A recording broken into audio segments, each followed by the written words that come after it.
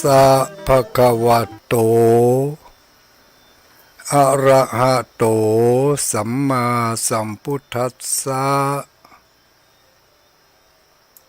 นะโมตัสสะภะคะวะโตอะระหะโตสัมมาสัมพุทธัสสะนะโมตัสสะภะคะวะโตอะระหะโต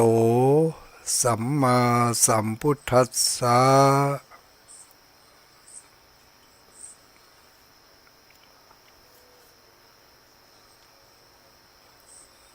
พุทธัง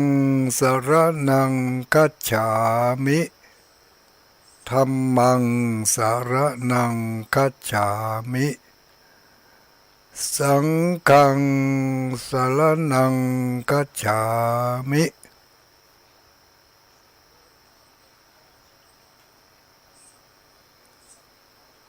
พุทโธเสโธติโลกัสสมิงสัพพสัตตานัง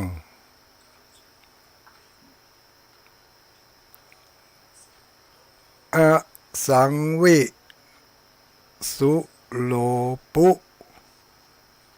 สะภุภะอสังวิสุโลปุสะภุภะ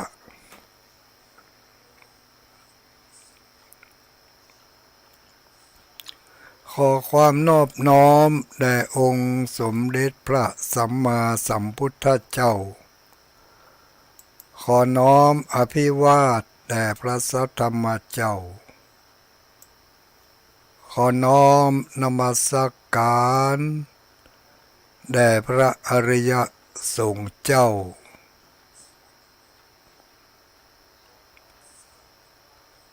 ขอถวายความเคารพมายังท่านพระคุณเจ้าท่านเจ้าคณะพระสังฆาธิการท่านครูบาอาจารย์พระสงฆ์องค์สังฆเจ้าทุกรูปทุกตนทุกองค์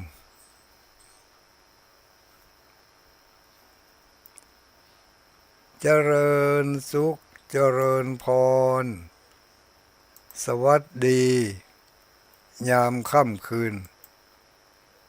มายังท่านพุทธบริษัทผู้มีบุญทั้งหลายทุกผู้ทุกคนที่ยัง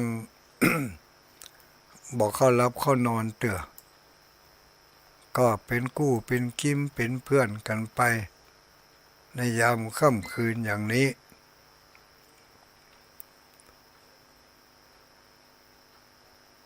ก็หลายผู้หลายคน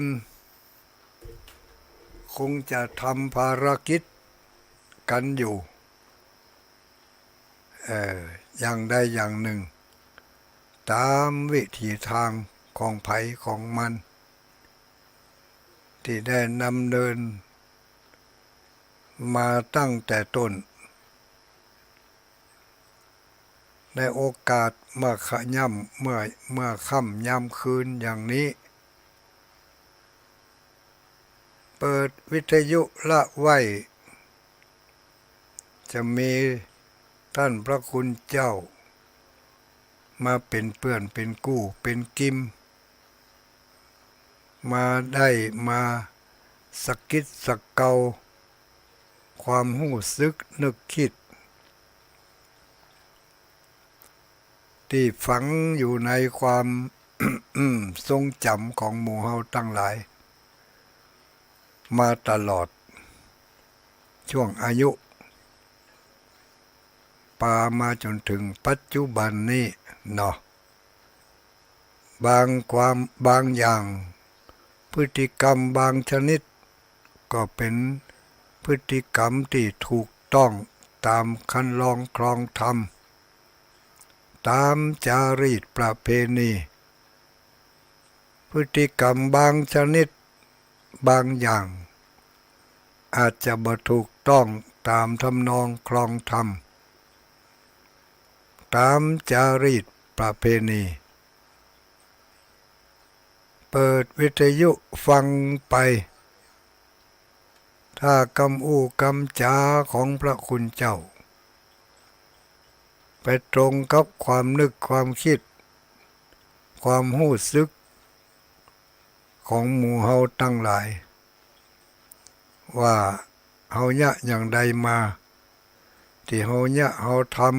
ำเฮาอู้จาปลาใสเฮานึกกึดคิดอย่างใดมา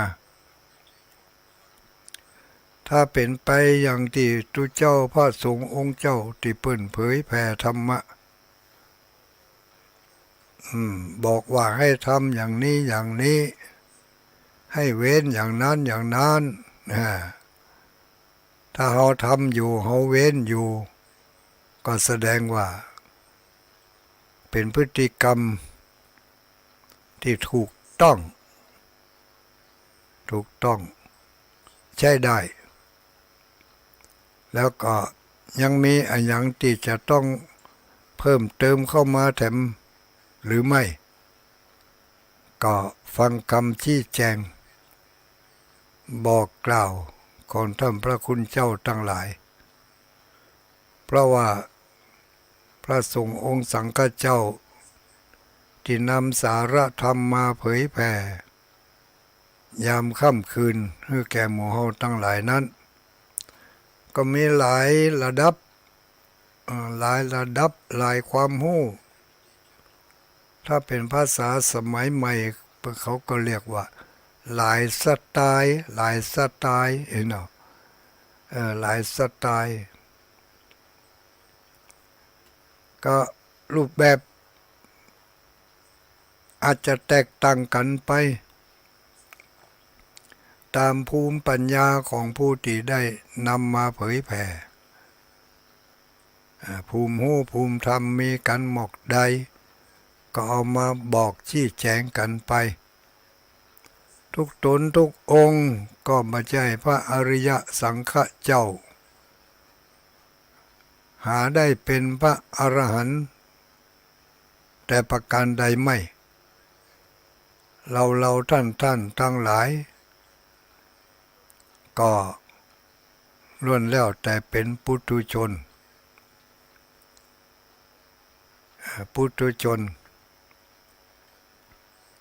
พื้นฐานของหมู่เฮาทั้งหลายก็เป็นปุถุชนเหมือนกันหมดมีความรักความโลภความโกรธความหลงมีความอิจฉาริษยามีเหมือนกันหมดยังบ่ถึงเวลาที่มันแสดงออกเขาก็จึงบ่หันว่าเขามีแต่ถ้าถึงเวลาที่มันแสดงออกมาแล้วจับบ่ได้ไล่บ่ตันคนอื่นก็จะหู้เขาก็จะหันละบางทีเขาบ่หันเขาบ่หู้เพราะมันเหมือนกับขนตาเขานี่กะอยู่ใกล้ตาขนาดนักแต่ตาบ่หันน่ะคนอื่นหันน่ะคนตายังมางามเนี่ยคนตายังมางอนคนตายังมาเส้นใหญ่ยังมาเส้นน้อยแต่เจ้าตัวบ่หันจินได้บอกไปแยงแว่นพอ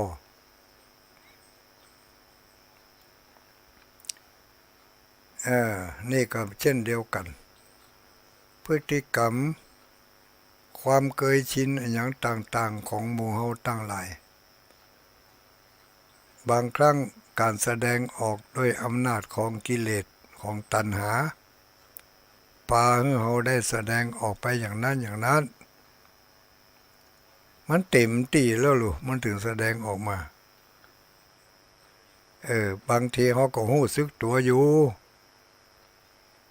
แต่ก็ฝืนทำ ด้วยความจำเป็นโดยเหตุผลบางสิ่งบางประการบางทีก็บางเตือก็บ่ฮู้กึดบ่ได้กึดบ่ถึงแต่ก็ได้ทำลงไปแล้วในสายตาของคนอื่นเขาเห็นว่าการกระทำของเราอย่างนั้นไม่งามเลยไม่เหมาะเลยแต่เฮานี่บ่ฮู้คนอื่นเป็นหันอย่างนี้เป็นต้นดังนั้นในเมื่อเฮาได้รับคำชมยกย่องก็จะไปเหลิงในเมื่อเฮาได้รับคำตำหนิติเตียนก็จะไปเกลียดไปโคดจะไปผูกอาฆาตจองเวรคนที่เขาตำหนิติเตียนก็ดีเขายกย่องสรรเสริญก็ดีเหมือนกับคนเหล่านั้นได้เอากระจกแผ่นใหญ่มาให้เราได้ส่องหน้าเขาจะได้หันหน้าหันตาเขาจะได้หันขนตาเขาจะได้หันขี้ตาเขาว่าแล้วก็คันหัวตายุบขี้ตาออกขันตะก้าพอแล้วเจ็ดเหรอ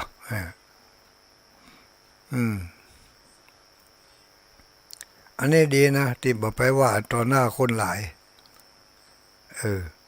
ถ้าไปว่าต่อหน้าคนหลายมันถึงอดถึงบ่ได้ลูกมันก็จะเจ็ดขี้ตาทิกๆไอ้นะ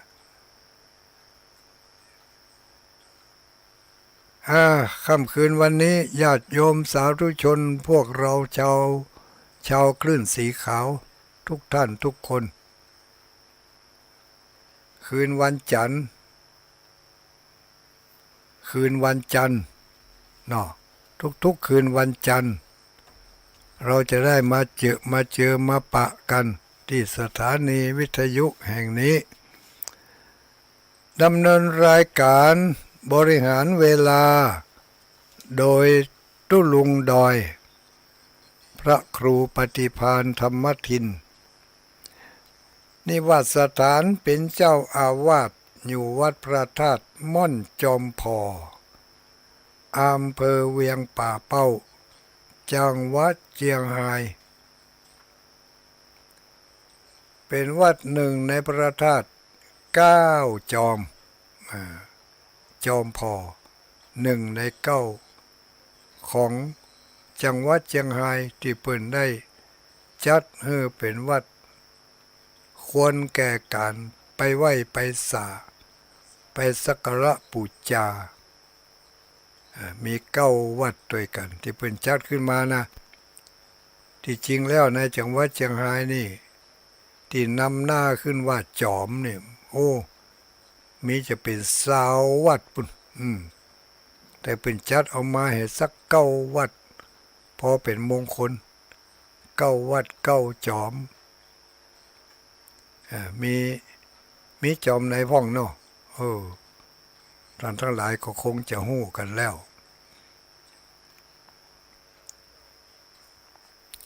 คืนวันนี้เป็นคืนวันจันทร์วันที่30 เดือนกันยายน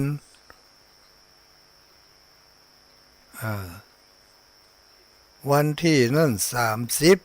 30 เดือนแฮม13วันที่30 เดือนแฮม13 ค่ำเดือน12 แฮม13 ค่ำพร่ำว่าเป็นวันที่30สิ้นเดือนแล้วในวันนี้เนาะสิ้นเดือนก็เหมือนสิ้นใจบางคนก็ฝากความหวังไว้วันผูกจึงได้เป็นเศรษฐีคนใหม่ละบางพ่องก็ปรารถนาขอให้ได้รางวัลที่1เถอะนึกว่าจะสบายก็รางวัลที่1ลองได้พอกันนั่นแหละโปโถเป็นทุกขลาภรุ่นนั้น มื่อมาได้นี่ใครได้เนี่ยลองได้พอแล้วกะจะหู้สึก ถ้ามาตุลุงเคยได้ก็ปอโถไปเคยได้ในคำเตือแต่ก็หันเปิ้นนะกะหันที่เปิ้นได้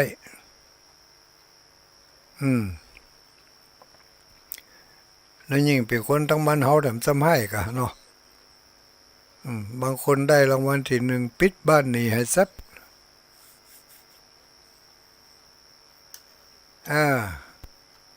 บริหารเวลายามค่ำคืนของวันจันทร์โดยปกติเนอะคืนวันจันทร์ที่แรกคืนวันนี้คืนวันจันทร์นี่จะมอบเวลาถวายให้ท่านพระมหาเสาแก้วจุติเมธีมาเข้ารายการแตนวันเสาร์ซึ่งวันเสาร์แล้วไปนี่ทุลุงก็เข้ารายการแตนเปิ่นคืนวันนี้จะให้เปิ่นมาแตนนี่วะก็พอดีว่าเปิ่นก็มีภารกิจอยู่อย่างหนึ่งเนาะทุลุงจัดตัววันนี้ถวายให้ทุลุงเหรอทุลุงก็รับภาระไปวันนี้วันที่30เดือนกันยายนหมดสิ้นไปแล้ว9เดือนเดือนที่10จะเข้ามาแล้วเนอะวันพรุ่งนี้เดือนที่9หมดเมื่อคืนนี่ละ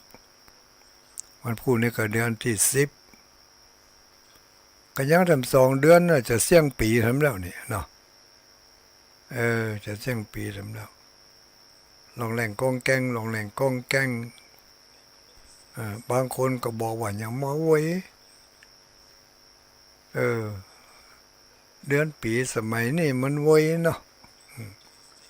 ป๊อปแป๊บป๊อปแป๊บตั้งหยังยะหยังตันหยังเสี่ยงเดือนเสี่ยงปีสมะบางพ่องก็ว่าโธ่อย่ามาดูจ้าหรือกูเตือฮะรอวันรอคืนจะถึงวันที่นั่นมาได้ก็ยังบ่ถึงเต้าบ่เดียวเปิดพอปฏิทินอยู่จะอ่านวันนี้วันที่เต่าอ่านวันนี้วันที่เต่าอ่านเปิดพอยังแต่ยังทำ2เดือนปลายกันนะดู3ถึงเดือนที่จะถึงนี่กะยังทำ1เดือนตุลา2เดือนพฤศจิกา3เดือนธันวาดูว้าเหมือนขนาดบางพ่องก็ว่าอย่างนั้นบางพ่องก็ว่าโอ้ยกำเดียวก็อยู่ที่ภารกิจของไผของมันน่ะเนาะอยู่ที่ภารกิจอยู่ที่ความรู้สึกวันเดือนปีมันก็อยู่ของมันอย่างนั้นน่ะแต่ถ้าเราเอาใจไปจับมันก็จะรู้สึกมันไวผ่องมันจ้าผ่องนี่เอาใจไปจับมันถ้าใครเหือถึงมันก็จ้าถ้าบ่ใครเหือถึงมันก็ไวนี่อันนี้อยู่ที่ใจวันเวลาก็หมุนไปของมันวันหนึ่งก็24ชั่วโมงหนึ่งก็มี60นาทีเท่ากันแต่ว่าก็มองอันน่ะ60นาทีน่ะนาทีหนึ่งก็มีเท่าได้ฮะก็มี60วินาทีเนาะก็มี60วินาทีเป็น1นาทีนี่มันก็เท่าเดียวกันนั่นเนาะจะว่านาฬิกาทานอ่อนก็ว่าใจจะว่านาฬิกาทานใหม่มันแห้งก็บ่ใจ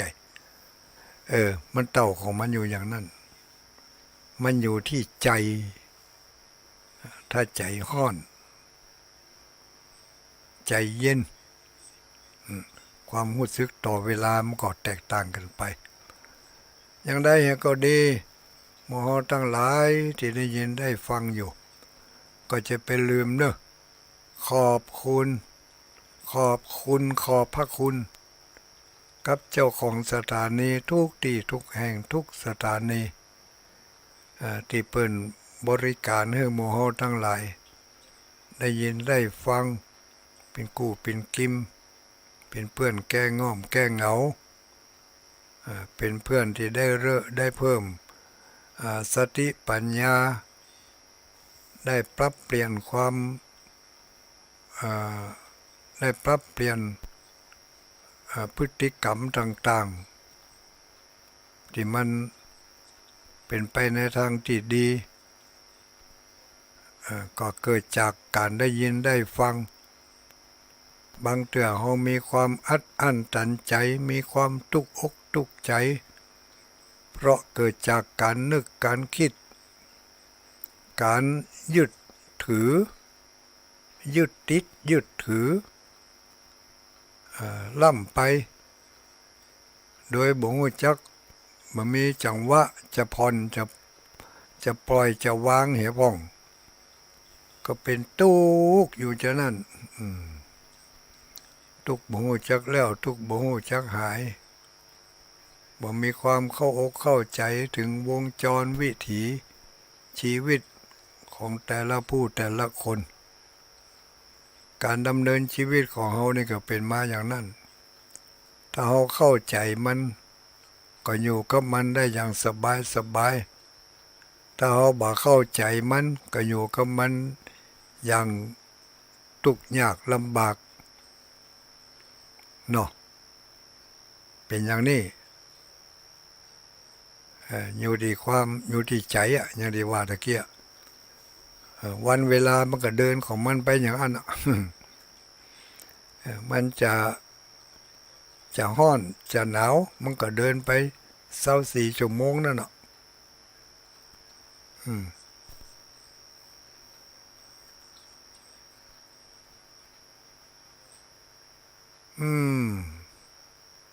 ที่เรามีความเข้าอกเข้าใจเพิ่มขึ้นมาแบ่งเบาบรรเทาความทุกข์ความลำบากอกลำบากใจลงไปได้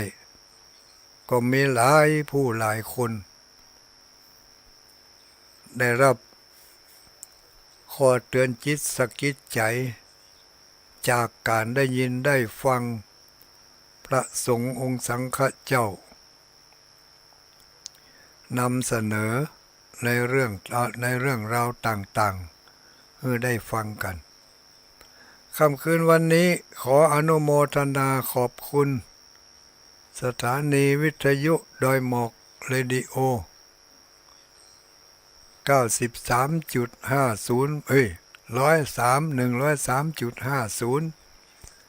ขอบคุณสถานีคนฟ้าเดียวกัน 99.75 ขอบคุณสถานีแม่ขจารโมเดิร์นดังว่าดังโมโหเลยแม่ขจารโมเดิร์นตะกี้ได้ยินดักปิ้งไว้นะถ้าจะดังเนาะถ้าทุลุงออกแล้วก็ต้องดังแม่ขจารโมเดิร์นเรดิโอ 94.50 ขอบคุณสถานีเครือข่ายคลื่นสีขาวทุกอำเภอทุกจังหวัดทุกหมู่บ้านที่ได้รับสัญญาณจากคลื่นสีขาวนำเอาข่าวบุญข่าวกุศลนี้ไปให้แก่ผู้ฟังทั้งหลายเป็นบุญเป็นกุศลเนอเจ้าของสถานีเพราะว่าผู้ฟังทั้งหลายได้มีความชื่นชมยินดีเมื่อได้ยินเสียงน้ำเสียงธรรมเกิดความปิติยินดีมีความอิ่มอกอิ่มใจบางคนสามารถปรับเปลี่ยนพฤติกรรมที่บ่ดีบ่งามลดหย่อนผ่อนลง จนกระทั่งกลับกลายเป็นคนดีคนงามเป็นคนมีศีลมีธรรมหู้จักปล่อยหู้จักวางขึ้นมาถึงบัดตลอดก็เป็นวางเป็นเขาก็ยังดีเป็นเตื้อก็ได้ฮับแปลงเจื้อเอาไว้เนาะหลายๆเตื้อมันก็จะดีขึ้นเองอันนี้ก็ได้บุญด้วยกุศลของสถานีวิทยุต่าง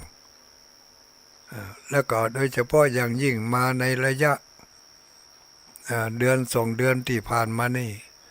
ทางคลื่นสีขาวของเขาก็พยายามที่จะเอื้ออำนวยประโยชน์ให้แก่สังคมปลอบจิตปลอบใจให้กำลังใจแก่ผู้ที่เพิ่นประสบกับภัยพิบัติต่างๆจะเป็นภัยพิบัติจากฝนตกหนักหลังคาหัวก็ดีภัยพิบัติจากน้ำทุน้ำทากปัดไหลเข้ากล้าพืชผลพืชพันธุ์ธัญญาหารก็ดีน้ำทุน้ำทากบ้านจองห้องหอที่อยู่ที่อาศัยโรงเรียนเสียหายก็ดีก็ขอเป็นกำลังใจตั้งอกตั้งใจตั้งสติให้ดีหมู่เฮาทั้งหลายที่ได้รับผลกระทบหมู่ที่บ่ได้รับผลกระทบก็เพิ่นก็อินดูสงสารส่งกำลังจิตกำลังใจมาให้แก่หมู่เฮาทั้งหลายจะได้ก็ตั้งอกตั้งใจเริ่มต้นทำไมโดยเฉพาะอย่างยิ่งผู้ที่ประสบความเสียหายอย่างรุนแรงบ้านจองห้องหอถูกน้ำท่วมถูกขี้ทรายถมถูกขี้เปอะป้อเครื่องใจไม่สอยมาได้อย่างสักอย่างมีกระผ้าติดเนื้อเสื้อติดตัวเข้าน้ำโภชนะอาหารถึงมื้อถึงวันนี้ก็อาศัยผู้ที่มีใจบุญใจกรุณาทั้งหลายได้แบ่งปันมาให้ก็ต้องทำอกทำใจจะไปรังเกียจเปิ่นเนอะหมู่เฮาทั้งหลายก็จะไปซ้ำเติมนั่นเนาะทำลายป่านั่นเนาะทำลายดอยเนี่ยกับหมู่ที่ได้รับผลกระทบนี่ไม่ใช่ไปทำลายหมู่ที่ทำลายมันมีแต่หมู่ดูแล้วหมู่ที่เฮาได้รับภัยพิบัตินี่มันแต่หมู่หนึ่งแหลมอย่างจะว่ากาทำลายดอย อย่างมดเห็นเสียงมันก็บ่ถูกเนาะก็ฝนมันตกเอาไปมามันจะยังก็มันจะยังครับยังกับจ้าเนาะแมงจ้าครับแมงอีหวกอะไรเนี่ยคดีเป็นคดีหรอคดีความระดับโลกแมงจ้าจะได้ว่า แมงจ้าจะได้ว่าต้องแห้งบ่มีไส้สักเส้นเนาะกินกับน้ำมันอาจจะกินอาหารอยู่เฮาบ่หันมันมันก็ต้องมีอาหารกันเนาะมันอาจจะอาหารคนละอย่างคนละสปีชีส์เลยอันอย่างเนี่ยสปีชีส์นี่นะติดปากมานี่บ่ได้แมงจ้าต้องบ่มีไส้แต่แมงอีหวกแมงอีหกไส้นักแต่นักว่าแล้วอ่อนสมัยนี้บ่ฮู้จักแมงอีหกลูกออดหนูแมงลูกออดโตถ้ามันโตใหญ่ๆนะไส้มันเยอะไส้มันเยอะคงจะมีคนเล่าให้ฟังแล้วเนาะว่าจะได้ว่าแมงอีหกจะได้ว่าไส้นักแมงจั่วแมงจักจั่นทำไมว่าไม่มีไส้เรื่องมันมีลูกมาหน้าก่อนจะเล่าให้ฟัง วันนี้พอ8:40แล้วดูเข้ารายการมาจ้าหน่อยบ่จ้าอย่างละเปิดเพลงจ้าเปิดเพลงนักไปหน่อยก่อนอื่นก็ประกาศอนุโมทนาเนอะหมู่เฮาทั้งหลายที่ได้ร่วมกันทำบุญสุนทานด้วยกันมีความเอื้อเฟื้อเผื่อแผ่ให้แก่ผู้ที่ได้รับความลำบากลำบนจะบริจาควัสดุสิ่งของก็ตามให้หอมเป็นปัจจัยเงินทองมาก็ดีทุกสิ่งทุกรายการที่ได้เอามาฝากกับพระสงฆ์องค์สังฆเจ้าเพิ่งก็ได้รับแล้วนำไปบริการเพื่อแผ่ให้แก่ผู้ที่เขาต้องการจะให้ผู้ที่เปิ่นรับเปิ่นก็ต้องการจะรับก็จับจังหวะกันพอดีผู้ให้อยากจะให้เมื่อผู้รับอยากจะรับจับกันพอดีเบ๊ะเลยก็ได้บุญด้วยกันไปบุญอีกอันหนึ่งกำลังจะรอท่าหมู่เฮาทั้งหลายอยู่นี่อันบุญน้ำท่วมฝนฟ้าคะนองนะเฮาบ่ว่ากันนะเด้อกลัวมันบ่แต้บางทีนี่ถ้าพยากรณ์ไปแล้วนี่ถ้ามันบ่แต้นี่มันอายมันบ่เหมือนกับที่เปิ้นพยากรณ์ด้วยหลักของวิทยาศาสตร์คณะวิทยาศาสตร์พยากรณ์มาแล้วยังสู้กรรมบ่ได้พยากรณ์มาแล้วเป็นอย่างไว้โดนอุปฆาตกรรมมาตัดร้อนเบี่ยงเบนไปคำพยากรณ์นั่นหาว่าแน่หาว่าตกว่ากรมอุตุเป็นกรมอุจุไปไม่จะนั่นเพราะอะไรอย่างเพราะว่ากรรมตัวนี้มันรุนแรงนะญาติโยมทั้งหลายนะจะไปว่ามันมาให้มาดีนะดีเป็นสั้นม่วนกันมาเป็นมัวเล็งมาทั้งประเทศไทยแน่นอนเนี่ยพอมาถึงเวียดนามที่ไหนได้โดนอุปฆาตกรรมตัดรอนเบนไปทางอื่นกรรมพยากรณ์ก็ตกข่าวไปขออนุโมทนาผู้ที่มีส่วนร่วมในการบรรเทาทุกข์บรรเทาภัยให้แก่ผู้ที่เพิ่งประสบความเดือดร้อนวันนี้เป็นวันที่30เดือนกันยายนวันพรุ่งนี้วันที่1เดือนตุลาคมนี่ก็มีวันสำคัญประจำเดือนหลายวันอยู่แล้วเนี่ยมีวันอย่างประล่ำประเหลือวันสำคัญอันดับแรกก็วันออกพรรษากันเนาะเดือนตุลานี่นะวันออกพรรษาวันที่17ลูกก่อนวันออกพรรษาก็มีวันสำคัญถึงวันหนึ่งลูกวันอย่างวันที่13ตุลานี่เป็นวันคล้ายวันสวรรคตของ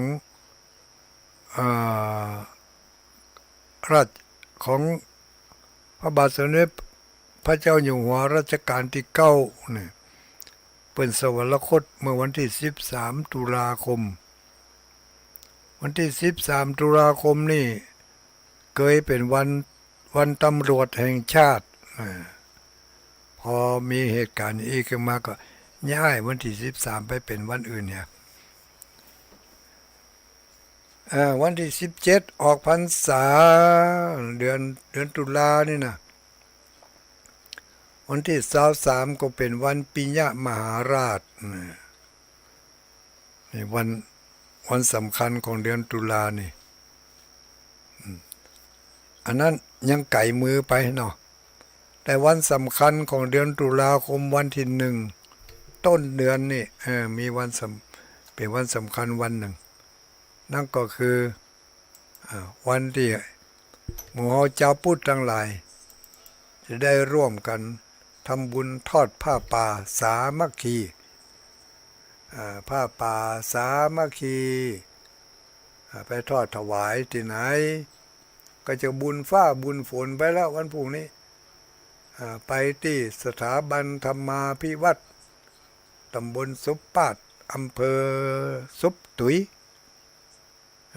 จังหวัดลำปางเนาะตำบลซุปปาดอำเภอซุปตุยจังหวัดลำปางสำนักสถาบันธรรมาภิวัตน์นี่โอ้แวดล้อมไปด้วยน้ำเนอะหมูไหนเนอะถ้ามันตกมานักก็ตุปองอยู่ไหนฮะเนอะตุลุงตุปีถ้าอาจารย์ถ้าอาจารย์สาธิตธีระปัญโยเป็นเจ้าสำนักเป็นพวกเป็นมาอย่างนั้นเจ้าสำนักสถาบันธรรมาภิวัตน์มีกิจกรรมหลายอันหลายอย่างตุลุงบ่อาจที่จะนำมาเสนอที่นี่ได้กลัวว่าจะผิดพลาดเพราะหู้น้อยแต่ว่าเป็นบุคคลสำคัญคนหนึ่งของประเทศไทยที่ได้มีบทบาทในหลายๆด้านเฮายังบ่ฮู้เด้อนี่นะแต่ที่แน่ๆวันพรุ่งนี้ไปร่วมกันเนอะร่วมกันทำบุญทอดผ้าป่าที่สถาบันธรรมาภิวัตน์ซุปปาดอำเภอซุปตุยข้างๆกับโรงไฟฟ้าเนาะไปร่วมกันนักหลายๆเนอะเพิ่งคงจะทอดเวลาบ่ายนะเพราะว่าถ้าเวลาภาคเจ้าก่อนตอนนี้ก็ต้องรอศรัทธาญาติโยมจากหมู่บ้านต่างๆที่เพิ่นจะไปกันได้ข่าวว่าตั้งเมืองฝางเพิ่นก็จะไปนะมาเดี๋ยวนี้เหมารถไป2 กันแล้วบอกว่ากันที่3จะมีหรือไม่จัดรถตู้ไป2 กันละจะได้ว่าต้องฟังทางมือถือวันผูกฟังทางมือถือวะฟังอันนี้ก็ได้รู้เนี่ยก็13ก็อย่างก็19ก็ออกคันรู้แล้วก็อย่างก็โดยหมอกก็ออกคันรู้ก็ว่าอยู่ในงาน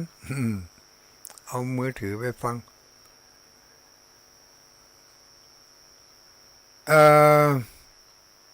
ใครจะให้จะหอมก็ได้เนอะตะกี้ได้ยินเปิ่นประกาศถ้าอาจารย์มหาสมชาติประกาศรับบริจาคเพิ่นก็ได้จะหลายบาท600ถ้าจะกุ้มกับกิจกรรมบางสิ่งบางอย่างอยู่เนาะแม่อาจารย์ดังอยู่ดังอยู่อนุโมทนาขอบคุณหลายๆแม่อุ้ยน้องเอิ้นมากลัวจะตกข่าวแม่อาจารย์ดังอยู่อันนี้ก็แล้ววันพรุ่งนี้มีกิจกรรมเนอะท่านพระคุณเจ้าคณะสงฆ์คณะสงฆ์จังหวัดเชียงรายนี่นะ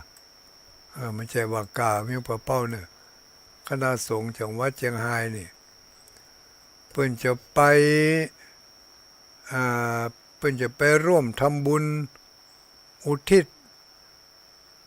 ศส่วนบุญส่วนกุศลถวายแด่ดวงจิตดวงวิญญาณของท่านพระมหาเถระ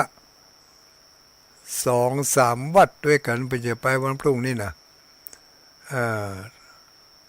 ก็มีวัดมันยังมีพระเดชพระคุณท่านพระราชจินดานายกวัดพระเจดีย์ซาวลำปาง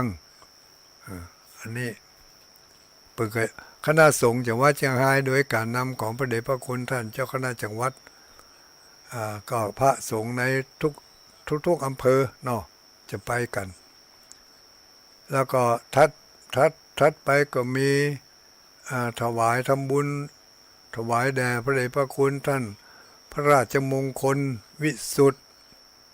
วัดบุญเกิดอำเภอดอกคำใต้จังหวัดพะเยา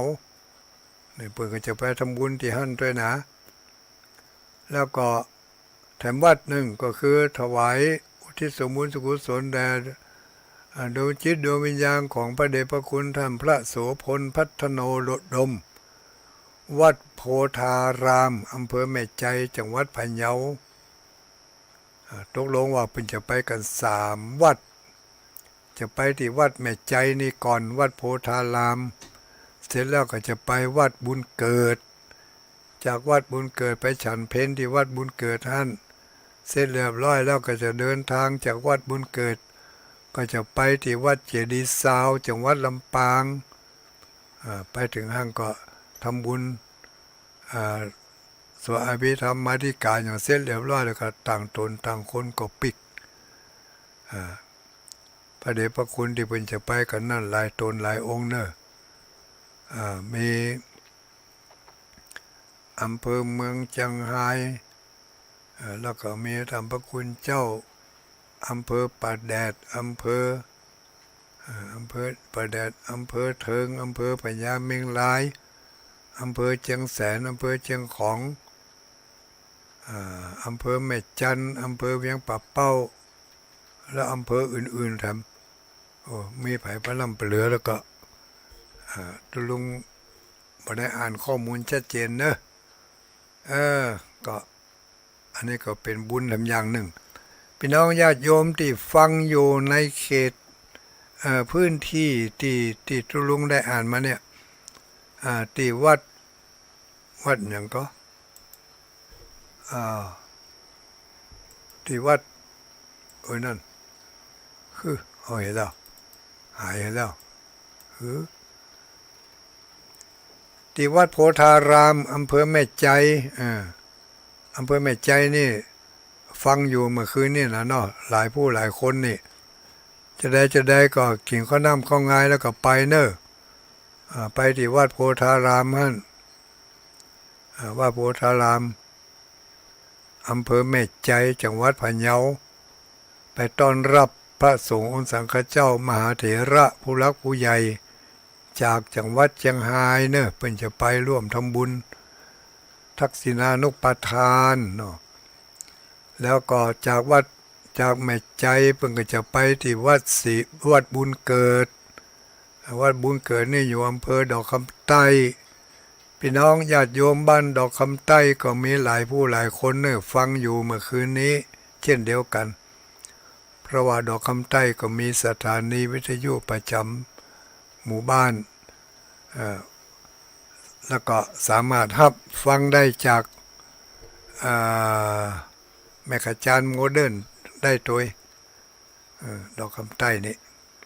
ก็ไปร่วมกันเนอะไปร่วมทำบุญตัวเปิ้นแล้วก็พี่น้องศรัทธาญาติโยมวัดเจดีย์ซาวเนอะหรือว่าตำกิมตำใกล้นั่นวัดเจดีย์ซาวอันนี้พระเดชพระคุณพระมหาเถระพระเถรานุเถระผู้รักผู้ใหญ่ที่จะไปร่วมทำบุญกันในวันพรุ่งนี้ที่วัดเจดีย์ซาวนั่นก็หลังเตียงไปแล้วเนอะ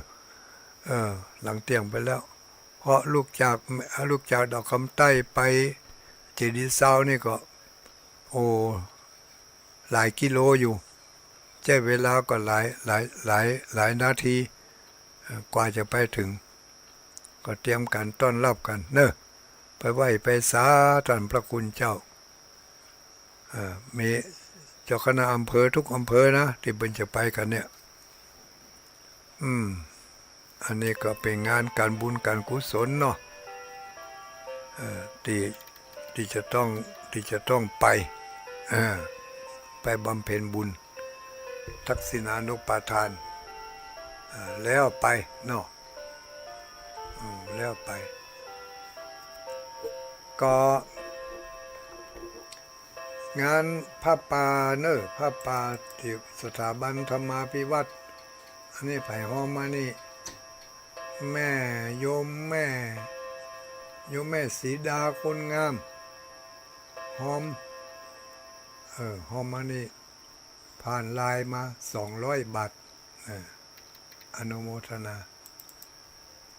แล้วก็โยมคุณโยมปราณีปัญโยจังหวัดเชียงใหม่อันนี้ก็เป็นเจ้าภาพเจ้าภาพลักจะได้นำเอาญาติธรรมทั้งหลายไปร่วมทอดผ้าป่าที่วัดที่สถาบันธรรมาภิวัตน์อำเภอแม่เมาะจังหวัดลำปางวันพรุ่งนี้ก็ทอดกันตอนบ่ายๆนะโยมเนอะทางเมืองฝางนี่คือมีคุณโยมแม่จงดีเชื่อกันทานำเอาลูกภาคลูกทีมมิตรกัลยาณมิตรไปร่วมกันทำบุญทอดผ้าป่าโดยการนำเป็นเจ้าภาพโดยคุณโยมลืมชื่อละคุณโยมปราณีปัญโยเนาะ8:56ตั้งเชียงใหม่เชียงรายลำพูนลำปางแป่น่านใครจะให้จะหอมก็ขอเชิญถ้าอาจารย์มหาสมชาติคงจะแจ้งไปแล้วเนาะเรื่องเลขบัญชีอย่างต่างๆตุลุงนี่ไม่มีข้อมูลในส่วนนี้ก็เพียงแต่ประชาสัมพันธ์ย้ำเตือนเขาก็มีโอกาสมีเวลาได้ช่วยกันก็ช่วยกันไปตามกำลังศรัทธาที่จะวักมาหาได้เนาะแม่อุ้ยรัตแม่อุ้ยสุดาแม่อุ้ยสุดารัตดาอันนี้ก็ฟังอยู่ทางจังหวัดพะเยาเนาะจังหวัดพะเยา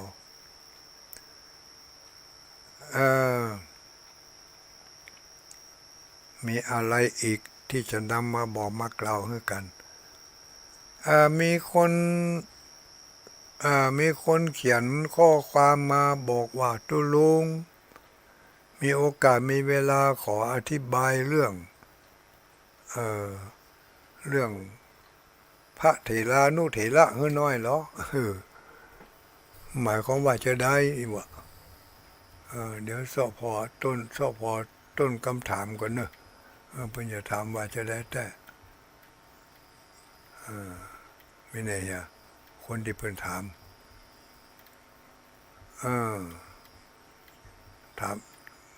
ถามประมาณเนี่ยประมาณว่าลุงขออธิบายเรื่องพระเถรานุเถระให้ฟังจิมอีนะหมายถึงไผอีนะเนาะชี้แจงเรื่องคำว่าพระเถรานุเถระมันเป็นอย่างไรและพระอาจารย์เกจิคืออะไรครับพระเถรานุเถระนี่ก็คือตุเจ้าที่เพิ่นมีอายุพรรษาหลายตั้งแต่10 พรรษาขึ้นไปเรียกว่าพระเถระเนี่ยเรียกว่าพระเถระอายุพรรษานักถ้าเป็นพรรษา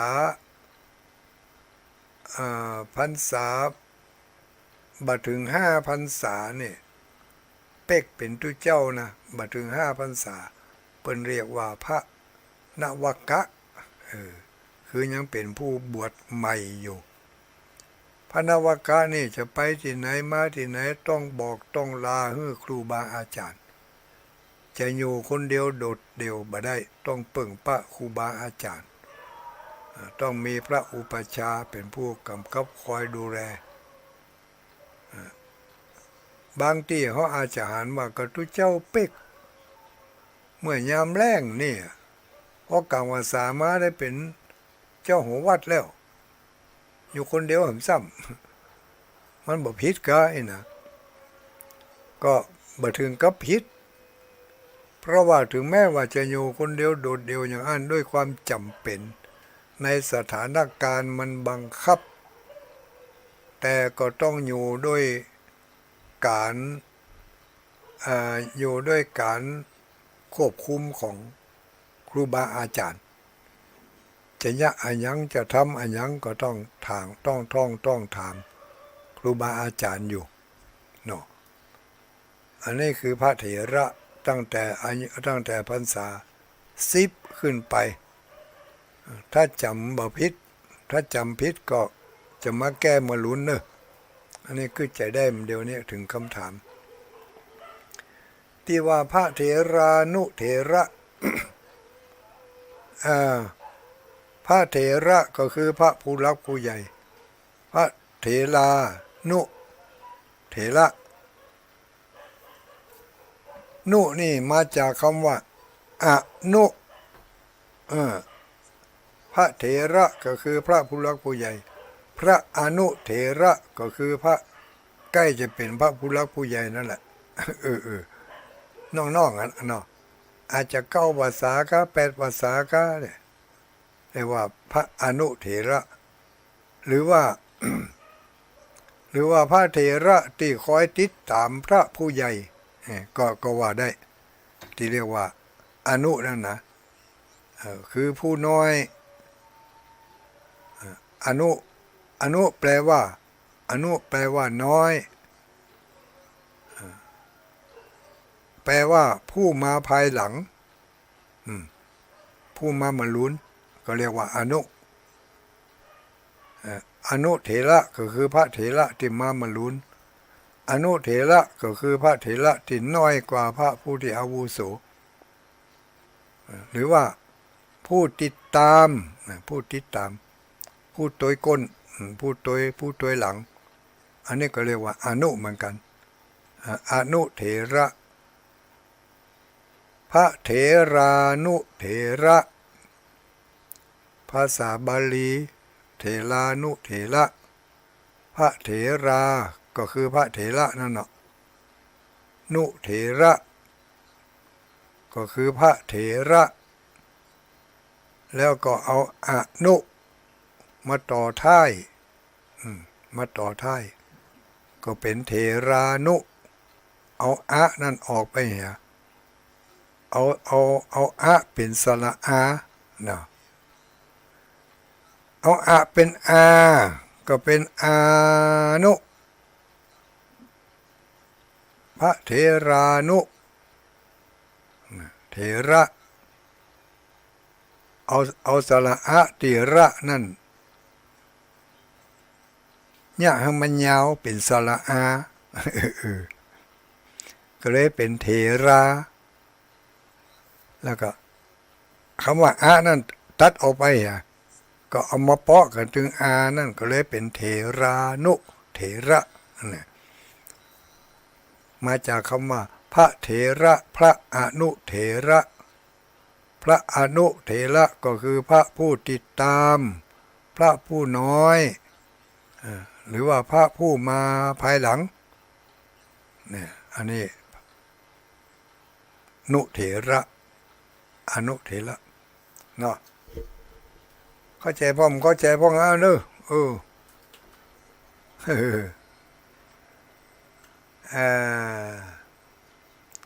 ต่อไปว่าจะได้ทำก็กับกรรมอย่างแถวที่บุญถามมาตะกี้ไปโคตรนั่นหายแล้วคำถามเป็นหายไปเหรอล่ะตะกี้ไปโคตรนั่นน่ะกับคำว่าเกจิเนาะเกจิอันนี้ไปนี่ถามมานี่น้อมกราบหลวงปู่เจ้าวัดฝ่ายหินเปิ้นยังวัดฝ่ายหินยังฮับได้อยู่ขอบพระคุณเนอะวัดฝ่ายหินศรัทธาญาติโยมตั้งสันกำแพงแจ้งมาว่าวัดฝ่ายหินเปิ้นยังรับช่วงต่ออยู่วันนี้มีไผเข้ารายการเปิ้นก็เลยรับช่วงรับของทุลุงไปตลอดพ พระเกจิเดี๋ยวจะลืมไปธรรมะเกจิก็คือพระครูบาอาจารย์เนาะพระเกจิอาจารย์ก็คือครูบาอาจารย์ที่เป็นมีอายุมีพรรษาแล้วก็มีความรู้ความสามารถพิเศษบางอย่างบางประการขึ้นมาก็เรียกว่าเป็นเกจิอย่างพระเถระบางตนบางองค์เปิ่นอาจจะมีความเคร่งครัดทางด้านกรรมฐานก็เป็นวิปัสสนากรรมฐานสมถกรรมฐานแล้วแต่บางตนบางองค์เปิ่นก็อาจจะสำเร็จอภิญญาบางตนบางองค์เปิ่นอาจจะมีอิทธิฤทธิ์บางตนบางองค์เปิ่นจะมีความชำนาญในเรื่องคาถาอาคมเปิ่นก็เลยว่าเป็นพระเกจิบางตนบางองค์ก็มีความสามารถพิเศษไม่ต้องว่ามันอย่างนักเพียงแต่ก๊กจี้เขาก็ตึงเชื่อนะไม่ต้องสอนนักเพียงแต่ว่าไปนั่งให้มาได้ศรัทธาญาติโยมก็ตึงไหลมาเทมาจะแปลงอันยังจะกึดอันยังก็ได้หมดอย่างครูบาเจ้าศรีวิชัยเนี่ยเพิ่นสอนบ่นักแต่ว่าเวลาภาคปฏิบัติของเพิ่นนักก็จัดเข้าในเกจิองค์หนึ่งเป็นพระมหาเถระและยังครูบาอาจารย์ทั้งหลายที่มารุ่นหลังๆนี่บางทีก็เกจิแต่บางเตื้อก็เกจิปลอมบางตนบางองค์ก็เป็นเกจิอุกแกต อุปโลกตัวเองขึ้นมาอีกข้านี่เป็นเกจิอาจารย์ชื่อดังมีความชำนาญในเรื่องนั่นเรื่องนี้เรื่องเวทมนต์คาถาอาคมเสน่ห์เลขยันต์มีความ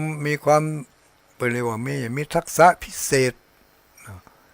ศษกว่าตนอื่นๆอย่างสักอย่างหนึ่งเนี่ยเกจินี่มาแน่นะบางทีไปถึงกับนอกหีดนอกห้อยพวกเจ้าบ้านมาเดียวเนี่ยเขาก็ห้องเกจิเหมือนกันหมดมีพฤติกรรมนอกรีดนอกร้อยนอกพระธรรมวินัยก็พากันห้องเป็นเกจิอีกก็มีเลือกเอาเนอะ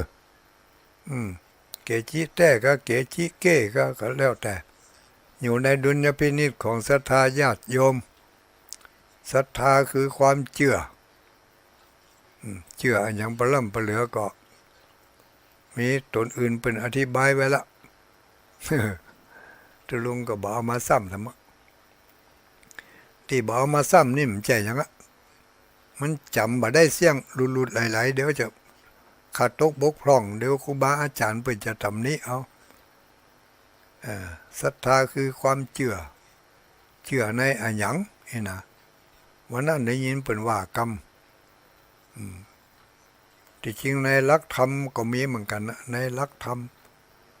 จันตีจันโทจันเอกมีศรัทธาผู้ที่จะมีศรัทธาจะมีความเชื่อจะเชื่ออันอย่างใดข้อสำคัญนะเมื่อมีความเชื่อต้องมีปัญญาตัวจะเชื่อไผก็ต้องใจสติปัญญาพระพุทธองค์ได้ตรัสแก่กาลามชนว่า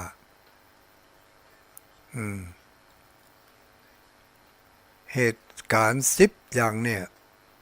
บางคนจะเชื่ออย่าไปเชื่อมั่นให้ไต่ตรองพอให้ก่อนใจสติปัญญา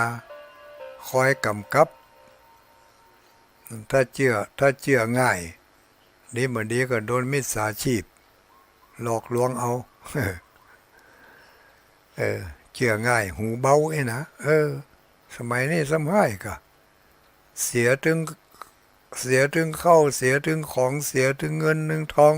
เสียถึงความรู้สึก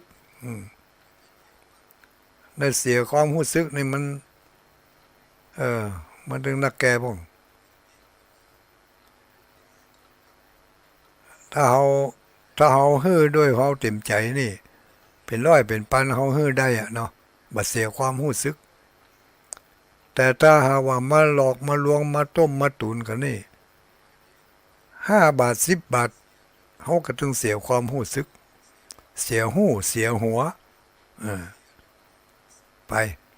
อย่างนี้เพราะฉะนั้นเกจิอาจารย์ก็คืออาจารย์ผู้มีความสามารถพิเศษก็เป็นทุกเจ้านี่แหละมีความสามารถพิเศษ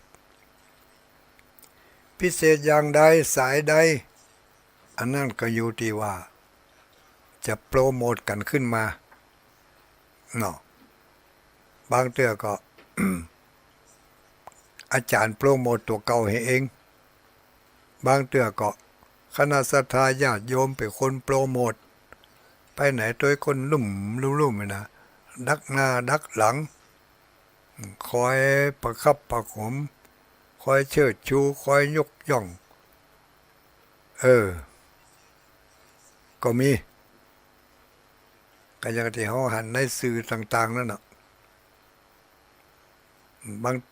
บางตนก็แต้บางตนก็บ่แต้ก็เลือกเอาเนอะเลือกเอาก็ยังแขวนนะก็เนาะพระเถรานุเถระก็คืออันเดียวกันพระเถระนั่นเองมีแห่งกรรมนะคือพระมหาเถระนี่แห่งกรรมนี่พระมหาเถระนี่ปุ่นน่ะตั้งแต่30 40 50 60ภาษาขึ้นไปปุ่นน่ะเป็นพระมหาเถระพระอนุเถระก็คือผู้ติดตามผู้น้อยกว่าพระเถระผู้ติดตามผู้น้อยผู้มาเหมือนลุ้นอันนี้เข้าใจเนาะเข้าใจก็จังเถอะ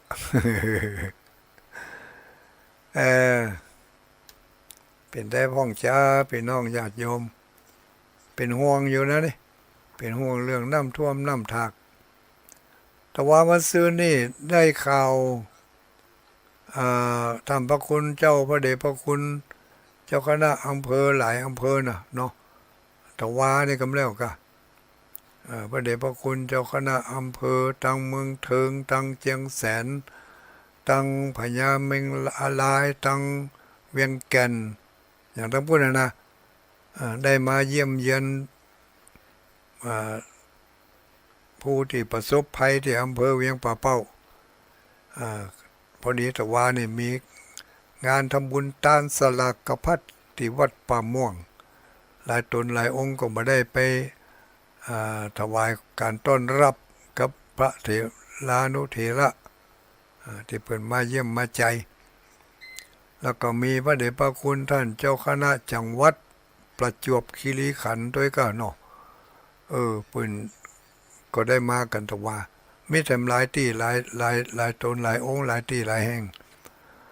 ก็มาให้กำลังใจแก่ผู้ปฏิบัติงาน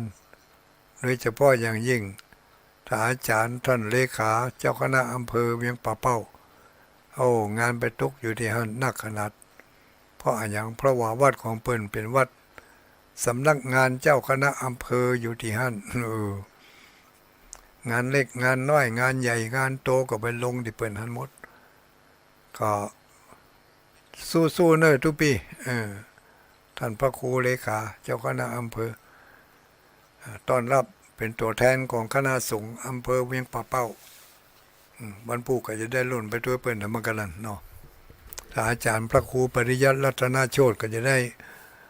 ไปร่วมกิจกรรมกับเปิ้นในครั้งนี้ด้วยเพราะว่าหนึ่งในงานศพที่เปิ้นจะไปนั่นก็เป็นครูบาอาจารย์ของพระมหาเสาแก้วชุติเมธีที่วัดโพธารามอำเภอแม่ใจค่ำคืนวันนี้ได้นำขั้วเตือนจิตสกิดใจเล็กๆน้อยๆนำมาฝากกันเป็นเพื่อนคู่คิดเป็นมิตรคู่ใจ ในยามใกล้จะหลับใกล้จะนอนของคืนวันจันทร์พบปะกับตุลุงดอยเนาะตุลุงดอยอยู่วัดพระธาตุม่อนจอมพออำเภอเวียงป่าเป้าวันพุกนี่ถ้าน้ำมันน้องเกิดเห็นนี่ถ้าจะได้ไปแอลสถาบันธรรมาภิวัตรจะได้ไปยื้อไปใจอาจารย์สาธิตได้ข่าวว่าถูกน้ำล้อมรอบออกมาบ่ได้นะมันผูกจะไปยื้อพอกันเนอะจะไปฟังฉันเพนเถอะเนอะจะไปร่วมฉันเพนตัวที่สถาบันธรรมาภิวัตรก็ไปพระกันปุ้นเนอะพอออกไม่ออกตั้งหลายมีหยังก็ไปให้ไปหอมกันพี่น้องศรัทธาญาติโยมเมืองปานตงโปงไปอยู่ก้าเนาะกูเตือพระกันปุ้นนี่แล้วก็หลายหมู่บ้านทางจังหวัดลำปางมีหลายหมู่บ้านเนอะที่ได้รู้จักมักคุ้นกันก็ได้ไปร่วมกันไปให้กำลังใจแก่ผู้ที่เพิ่นปฏิบัติงานศาสนกิจต่างคนต่างตนต่างองค์ก็มีความสามารถในแต่ละด้านบ่เหมือนกันเนาะพระสงฆ์องค์สังฆเจ้าเฮาบางตนบางองค์ก็ยังหนุ่มยังน้อยอยู่แต่ศักยภาพเต็มเปี่ยมล้นเนื้อล้นตัวบางตนบางองค์ก็พอเฒ่าพอแก่พอเฒ่าชราแก่ชราก็ยังไม่ได้ปรากฏผลงานทางด้านเป็นรูปธรรมสักอย่างเตือแต่เปิ้นก็อยู่เป็นสมณะสารูปอยู่ในศีลกินในธรรมสืบต่ออายุพระพุทธศาสนาในฐานะที่เป็นผู้ที่นุ่งเหลืองห่มเหลืองครองกาสาวพัสถึงแม้ว่าผลงานทางด้านรูปธรรมไม่ปรากฏชัดเจนมากมายแต่ก็เป็นเนื้อนาบุญให้แก่อุบาสกอุบาสิกาหมู่เฮาทั้งหลายเพราะฉะนั้นเราจะไปเอาเปรียบเทียบกันบ่ได้ทุกเจ้าตัวนั้นเนาะอายุภาษาหัวมันซื่นนี่เนี่ยได้สปะสเปดพอทุลุงวัดเฮาแล้วเท่ากับเงาะกับมัวตั้งแต่น้อยมาหันอย่างสักอย่างเนี่ยไปได้จะได้มันดีคนละอย่างหรอกมีดโกนคมเสียงตีคมขนาดนักแต่จะเอามีดโกนไปตัดไม้จักตอกมันเนี่ยบัดได้มีดโกนก็คือมีดโกนเนาะเอาไว้ขุดโนดขุดเขามีดผ้าโตมีดอิโต้มุยถึงจะคมเสียงตีถึงจะคมเต่าก็มีดโกนแต่ก็บ่สามารถที่จะเอามาขูดโนดขูดเขาได้เนาะเพราะอะไรอย่างเพราะว่าความสามารถพิเศษมันต่างกันอันนี้ก็หมอทั้งหลายต้องเข้าใจทำไมล่ะโทรมายามที่เพิ่นยังไม่ได้เปิดสายมีเหตุไล่เหตุด่วนก็ว่าได้อุ้ยวันนี้หมดรายการอาจารย์ครับฮะลุงร้อยครับ แม่นกะเนี่ยยังวันนี้มันเปิดหาในหนุ่มมีวันหาอยู่บ้านไหนมันนานเลยครับผมหัวน้อยอยู่เพศแดงจัดอยู่เดี๋ยวนี้ก็กำลังจัดอยู่มันจะได้ว่าสถานีเพิ่นนี่ก็ฟ้าแม่ฟ้าขะแลมก็บางทีสถานีเพิ่นก็บ่กล้าเปิดหรือบางทีเปิดไปแล้วแต่ว่าอินเทอร์เน็ตเพิ่นอาจจะเสียเนาะทางที่ดีต้องโทรไปถามทางสถานีเพิ่นครับก็เขาดังครับ ครับลุงร้อยแห่ แม่นกะมันลงที่คนจัดรายการรู้เนาะ ครับ อันทางที่ดีนะวันดีคืนดีแต่เฮาฟังรายการที่เมื่อวันก็ลองฟังเพิ่นพอเนอะ ครับ ทางสถานีเพิ่นจะบอกเบอร์โทรของสถานีอะเขาก็จดไว้ถ้ามันคัดข้องมาเขาก็ถามเพิ่นเนาะ ครับครับ ถ้าเขามาถามที่เจ้านี่มันฮู้เรื่องอ๋อพุ่นน่ะทางสถานีพุ่นน่ะเด้อพุ่นน่ะเด้อพุ่นน้อยเด้อ ครับผม อนุโมทนาสาธุ ครับ พุ่นน้อยสมเพชอีกอ่ะพุ่นนั้นประเสริฐอันนี้คนละสถานีก็นี่พุ่นนั้นประเสริฐถ้าจะฟังได้อยู่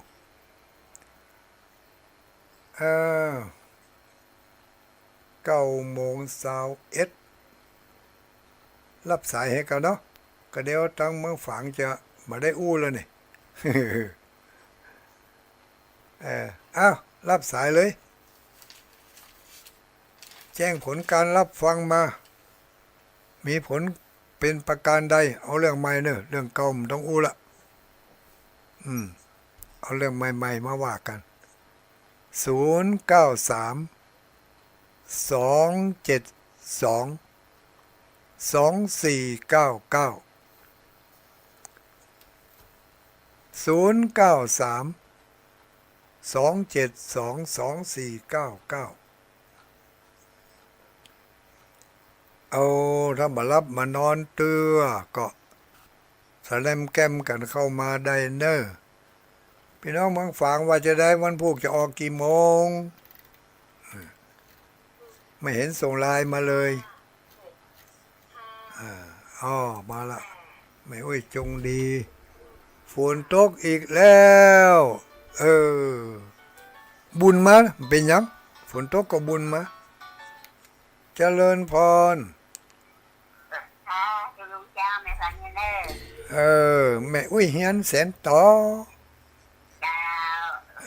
เป็นเนอวันพวกจะไปฮับไปปุ่นเนอะสถาบันธรรมาภิวัตน์นะพวกจะไปสถาบันธรรมาภิวัตน์โอ้ใครไปสีชูแต่มันไปบัดได้เนี่ยจ้ะได้กามันยึดกันเป็นยึดเป็นไอ้เจ้าเป็นยังจะเอาเตียงเปไปหาม ถ้าเป็นไอจะเอาอันที่เป็นขวบหูดังไปตัวฮะฉะนั้นมาแท้ด้วยนะเอาขวบหูดังหันเหมือนมันไออ่ะจ้าอนุโมทนาสาธุขอบคุณหลายๆไม่เฮียนแสนต่อฟังทุกตนทุกองค์ไม่ฟังอยู่แน่แต่ละเจริญพรสวัสดีแม่อุ้ยสวัสดีไปชาลงพ่อไหว้สาลูกตั้งใดมาลูกมันจะลงมือค่ะ แม่จะร้องค่ะแม่จะร้องนี่น้ำท่วมกันบนดอยบุญฮะน้ำ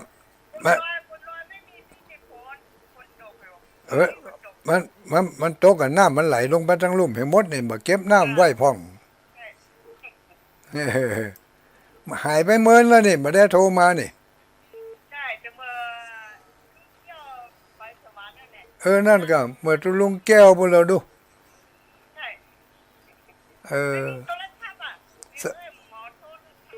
สบายดีก่อค่ะสบายดีค่ะฟังสถานีอย่างนะ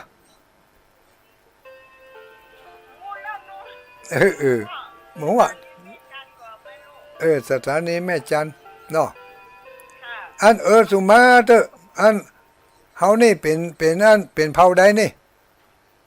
เป็นเผ่าลวกค่ะเป็นเผ่าลวกกะอนุโมทนาเปิ้นฟังกันหลายก็พี่น้องบ้านลวกนี่ฟังหลายอยู่ค่ะ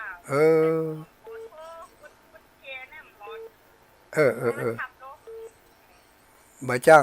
โทรกดโทรศัพท์บ่ค่อยเป็นเนาะหลานเนี่ยโทรใ เออแล้วแม่อุ้ยแม่อุ้ยอายุกี่ขวบบัดเดี๋ยวนี้66แล้วค่ะ 66ดีละดีละโอ้เป็นน้อง พ่อแม่ฟ้าหลงจังหวัดเชียงรายค่ะ อำเภอแม่ฟ้าหลวงอยู่บ้านบ้านอย่างก็จะลองค่ะแม่สลองอำเภอแม่ฟ้าหลวงแต่หนตังไปตังแม่อายบ่เนาะค่ะอยู่ติดหนตังก็อยู่ไกลก็มันไกลค่ะ กะคือจะม่วงรอลูกจะสั่งตั้งเดี๋ยวจะแต้นกำหนดตามกำหนดนะมาถึงกี่วันขอรัวเนี่ยคือจะม่วงเลยค่ะเกินชั่วโมงค่ะโปดโถย่างก็ว่ารถคือร้อย ที่ว่าเกินชั่วโมงนี่ย่างเอากะเนาะค่ะก็เดี๋ยวว่ารถไปเกินชั่วโมงอีกขอบคุณหลายๆเนอะค่ะขอให้จำเริญให้มาก้าคืนสาธุสาธุเป็นน้องบ้านลวกของเขาก็ฟังกันหลายอยู่0932722499เจริญพรไว้สาใครไผรายงานตัว สมัยนังแลปงยังคงอังอันเก้าพิสมัยยังแลปงยังคกวันพุธวันนี้จะลงมาลำปางเหรอเจ้าวันนี้ไม่ได้ไปเปิ่นมีหยังวันนั้นคุยดีกว่าจะลงจะมาลำปางจะไปวันพุธกะวันพุธไปปูนไม่เหมาะพุ่นน่ะก็ไม่เหมาะแล้วนะเจ้านั่นน่ะเป็นวันพุธเป็นวันพุธกะวันนี้มันตาเตื้อนี่แหละอาการนี้แหละน้ำท่วมอย่างต้นนะเจ้าก็รู้สึกว่าเข้าที่เข้าทางมาแต่เล็กแต่น้อยละได้รับความปุญญาโคกท่วมก่อนท่วมเจ้าท่วมเจ้ามันน้ำไม่สารน้ำไม่สารมาเนาะมีคนตายถึง2 คนก็นั้นก็รู้โปโทให้กำลังใจเนอะสาธุรู้รอดปลอดภัยอยู่เย็นเป็นสุขไปเมินพบปะสิ่งใดเลวร้ายก็ขอให้ปันห่มปันหายตั้งเมืองพระตั้งแม่ตั้งเมืองฝางจะออกเดินทาง5 โมงอีวะไว้สาธุลุงคนเมืองเป้าฟังอยู่วันนี้ฟังจาก YouTube สถานีเปิ้นบ่ถ่ายทอดมันแรงนี่ฟ้าขะแล่มทางเมืองเป้าบ่ได้ถ่ายทอดสักกรรมไม่เป็นไรฟัง YouTube เจริญพรเจ้าแกไม่สาเจ้าตุลุงโดยแม่ชุกแก้วศิลพรศรีเตี้ยบ้านหงหลับปูนเนอน้ำท่วมหรือน้ำท่วมหรือเปล่าปีนี้มาท่วมเสื้อมาท่วมมะแกเดี๋ยวท่วมอยู่เจ้าวันงวดหน้านี่บ่ฮู้ไหนเนอ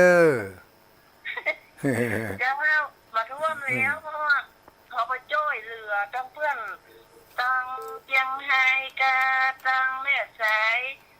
ตั้งลำปางแม่ทุกเกี่ยวร่วมบุญปัดกุฏิกุแตงเด้อแสดงว่าในเมื่อเฮาหอมเปิ้นแล้วเนี่ยทางบ้านเฮานี่มันถึงมาเนาะหนีไปหาซะบ่ผมมาแล้วเพราะว่าแม่ทุกเกี่ยวหอมแท่นมหาสมชาติหอมเข้ากล่องหอมชะตางไฟพ่อหลวงบ้านเพื่อนกับก้าวแถมเพื่อนกับบ้านทองนี่เพื่อนกับเอาปอยแถมอนุโมทนาสาธุเนอเจ้าแก่ไว้สาอยู่เย็นเป็นสุขเหมือนกันกูคน เข้ามาได้อีกเยอะแยะเวลาเหลือ77ข้อความมีไผ่พลัมเหลือเอา78เข้ามาเนี่ย79เอาเฮ้ยจะได้นี่ยังไม่เห็นใครโทรเข้ามาแล้วข้อความมันเพิ่มขึ้นเลยนี่79เอามาแล้วเจริญพรสวัสดีสายเรียกเข้าเจริญพรสวัสดีโทรศัพท์ลวนไปเห็นแล้วมันลวนไปเห็นแล้วเดี๋ยวตุลุงจะพักแล้วก็โทรมาใหม่เนอะมันไปกดใส่ผิดตีมันแทนที่จะกดฮับนาดไปกดวางสายไปเหรอ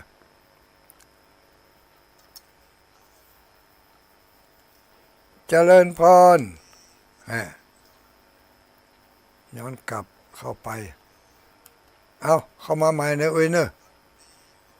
เวลาเหลือเยอะแยะ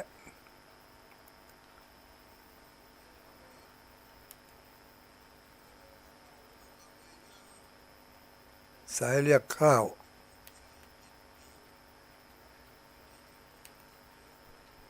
วางสายมาละเจริญพร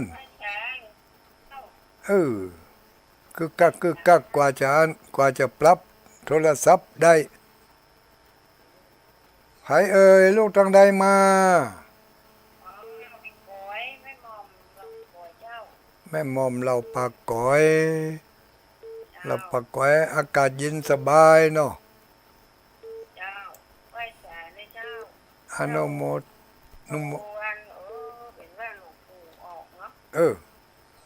อันห้อยตรงสร้างเพิ่งกำลังเปิดนี่กะ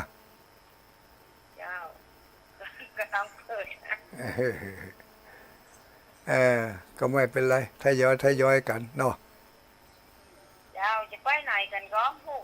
พูกไปสถาบันธรรมาภิวัตน์อำเภอแม่เมาะบ้านอาจารย์สาธิตนั่นน่ะอาจารย์พระป่าของท่านอาจารย์สาธิตที่เพิ่นจัดรายการมาเจ้าวันจันทร์มาเจ้าวันอังคารนี่แกนั่นน่ะเจ้าฟังวันนั้นแม่น่ะก็เพิ่นจัดการเพิ่นเดี๋ยววันที่เท่าไหร่ก็30อี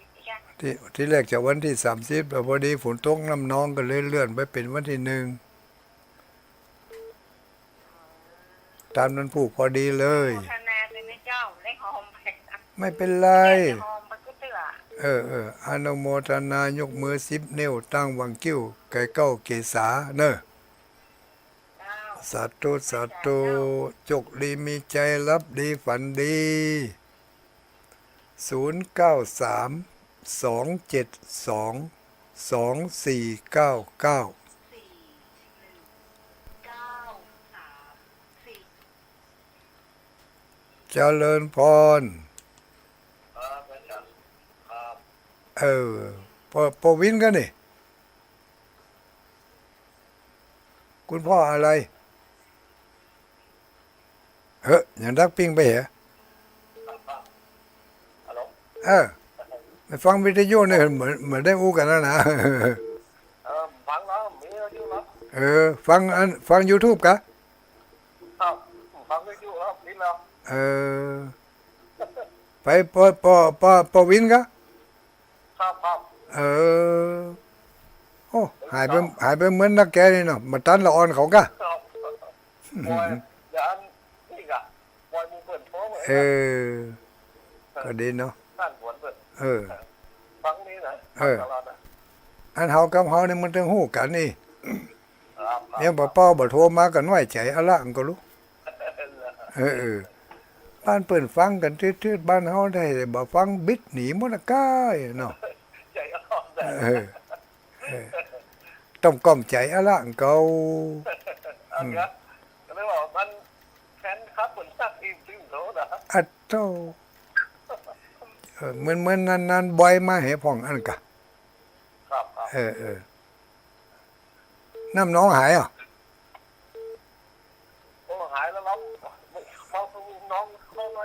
บ้านนะครับ ฮะเขาในบ้านน้อยกะ เขาด้วย อ่า เราไกลดิบแต่ลาวเลย เออ แล้วมันเขาความเขาอ่ะเข้าซีไหลเนี้ย โอ้นักแกผมตะมูลุ่มวัดเนี่ยแดงบลึงบลังเดี๋ยวเนี่ย โอ้ ถ้าจะบ่ฟื้นน่ะเนาะถ้าจะบ่ฟื้นน่ะเห็นดู ครับนี่เข้าออกแล้วเนี่ย อ่าเออ เนี่ยหาย อนุโมทนาเนอ ขอบคุณหลายๆ สาธุ สาธุ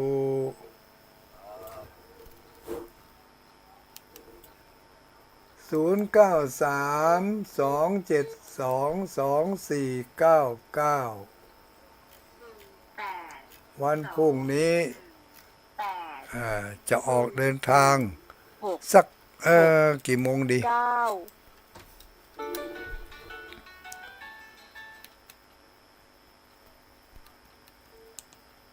เอาละเอาหำว่า หลายนี่มาถึงแล้ว เจริญพรไหว้สาสุมาเนี่ยไปกดใส่เสียงมันบอกออกแฮะแม่หลวงกะหายไปเจอเหมือนเนาะมันตันเปิ่นกะ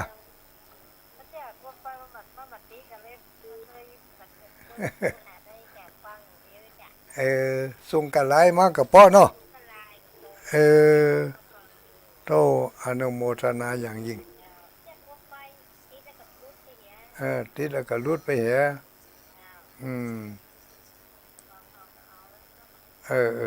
รู้ว่าฟังก็ดีโอ้ดีใจแล้วสบายดีอยู่วันพวกจะไปแอวลำปางนี่จะบุญฝนไปเลย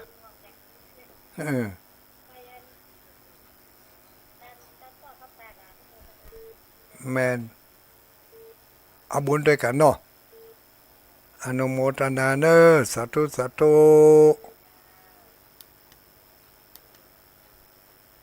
เอาป้อนนานประเสริฐ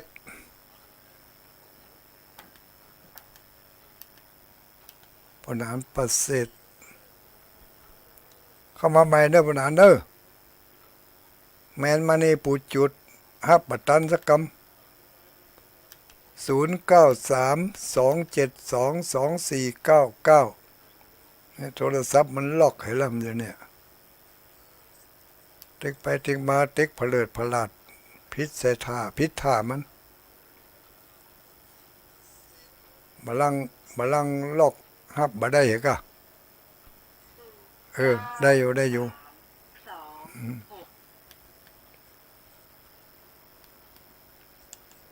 เจริญพร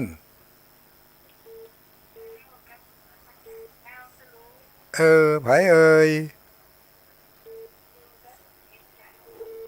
ดอยสะเก็ดบ้านหยังฮะอ๋อบ้านแม่โป่งแม่อุ้ยคำกะแม่อุ้ยหยังก็แม่อุไรบ้านแม่โป่งเคยโทรมานี่เนาะเจ้าเคยกับเจ้าไอ้พอดีจะลุงปากปฏิทินเจ้าไปคือดังกระปูเนาะดังกระปูเป็นว่าขอบคุณนั่นจะลุงนี่นักเมื่อโลเอาขอบคุณมาเพิ่มเดียวเนาะโอ้เอาเขาสั่งแบบเพื่อจะมองว่าตะก้าขอบคุณแหะเก็บไปให้จัดเหมือนนี่โทรบัตรเพื่อนวันนี้ถ้าน้ำบัดน้องถ้าจะบัตรเพื่อนนี่น้ำไม่โป่งขึ้นก็หันตุลุงแดงบอกหมูทั้งลุ่มระวังเน้อวัดภูเขาว่าตุลุงแดงขึ้นไงเจ้าเมื่อคนละสายกันกะสายเดียวกันนี่อย่าสายเดียวกันเจ้าน่ากันเนาะโอ้รับดีฝันดีเนอะขอบคุณหลายๆ สาธุสาธุบ้านแม่โป่งตำบลแม่โป่งอำเภอดอยสะเก็ดไม่ให้เงินให้แซบโทรมาเลย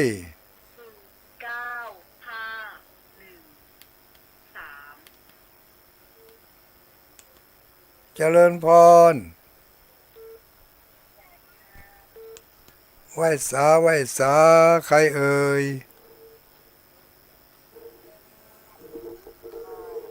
แม่ยังก็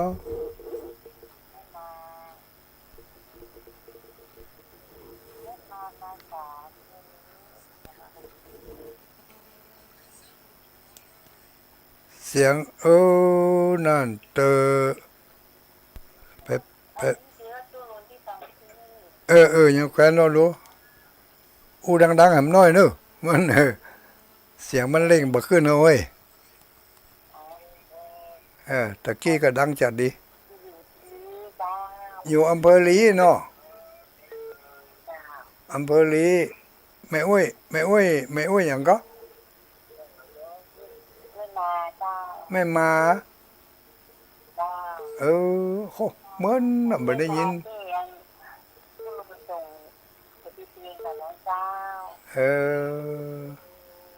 อำเภอแม่ทานะกะอำเภอไม่ใช่กะอำเภอแม่น่ะอำเภอลีอำเภอลีอำเภอลีก็เคยไปอยู่ไปปู้น่ะกะไปที่คูบากะไปที่คูบาศรีวิจัยคูบาอย่างก็คูบาเขาปีคูบาเขาปีพดไปคูบาห้วยต้มมึงกะพดไปคูบาห้วยต้มบุญ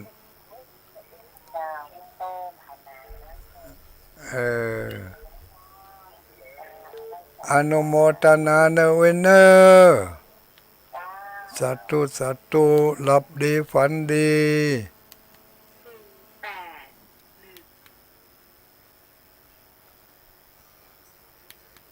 เจริญพรสวัสดีบ่โทรศัพท์นี่บ่ได้กินสตังค์ให้กะ บัลลังก์บ่ได้กินสตังค์ให้กะโทรศัพท์นี่จะได้นี่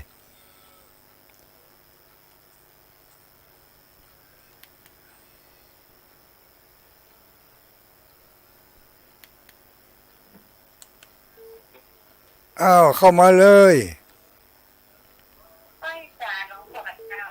นั่นยังแคว้นหน่อย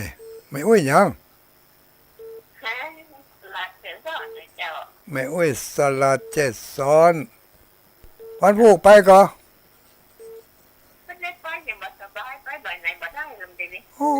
บ่สบายไปเอามาว่าบัดเดี๋ยวนี้สบายมากอีกอ่ะสบายมากสบายจนตุ้มหายอ่ะมันว่าห้ามมันก็บ่หายสักเตือนนั่นเนาะมันอยู่ที่ปากลูกถ้าปากเขาว่าสบายมันก็ต้องสบายไปกึ่งแล้ว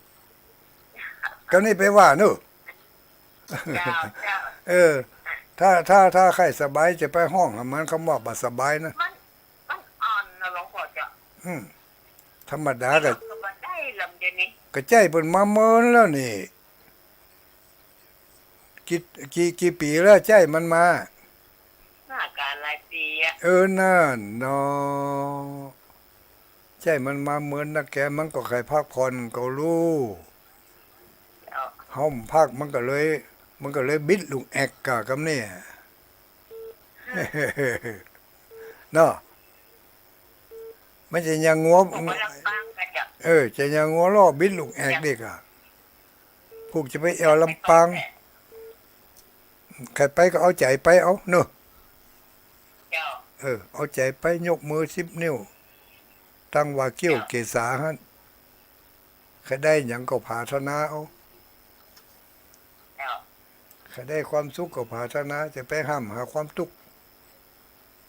ได้ความสุขดูสุขสบายใจนะแม่นอยู่ดีสบายอกสบายใจ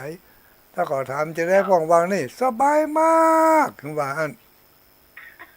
โอ้ยบ่ม่อนน่ะเจ็บอันเจ็บนี่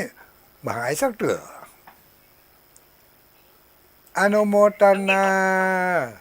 สาธุสาธุ เจ้าเจ้าสาธุ เอ เจ้า อโชคดีมีใจ สาธุเจ้าฟังอยู่ชัดเจนเจ้านิตยาที่ไหนจ้านิตยานี่เหรอ 6 นิตยาอยู่บ้านไหนก็ 8 เจริญพรสวัสดีแม่เว้ยเจริญพร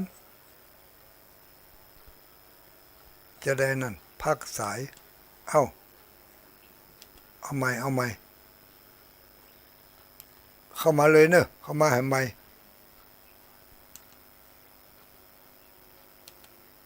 แหมมันอย่างอีกอะมันอย่างอีกอะให้มันได้อย่างอีกอะเอาเข้าไป เอาเข้าไปกดไหนก็ได้แล้วฮันกระจายกดไหนก็ได้แล้ว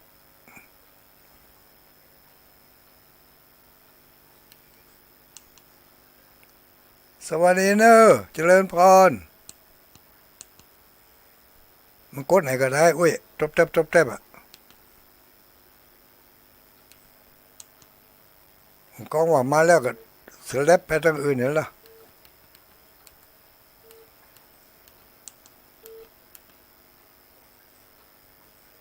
เจริญพรสวัสดี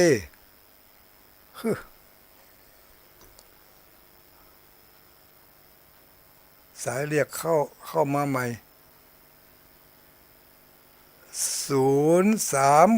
0365เนี่ยของไฟมูนี่ข้างอยู่เนี่ยมันบัดดังหอเว้ย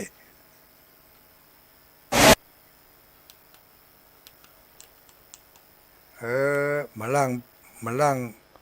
งมาสิ้นสุดกันนี่เหรอกะโทรศัพท์นี่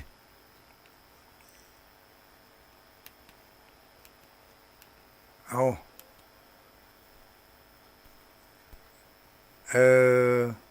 มันล่างได้เปลี่ยนเหรอได้กะเดี๋ยวอย่าไปมูดขี้เพ้อที่ไม่สายเหรอกะมั้ง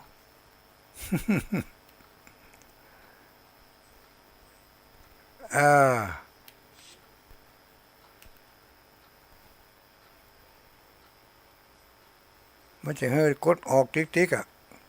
พอนานมันให้กดออกติ๊กอ่ะพอนานประเสริฐ 6 2 2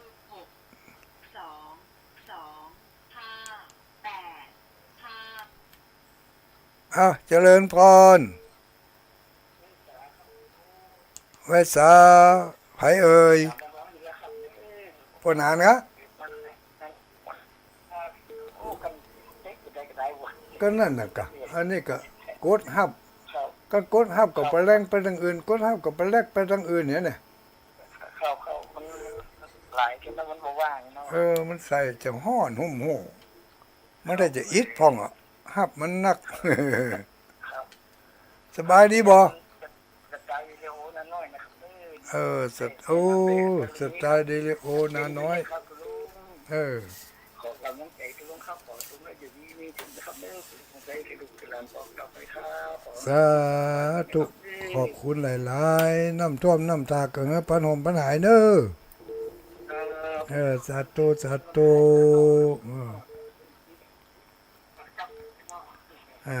ขอบคุณ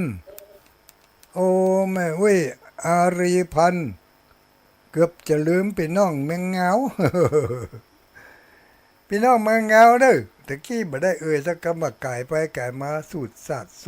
ตร์ไปตั้งแม่ตำพดไปตั้งดอกคำใต้เนาะสดไปตั้งเมืองแป่สดไปตั้งลำปางบ่แวะเมืองเงาสักคำนี่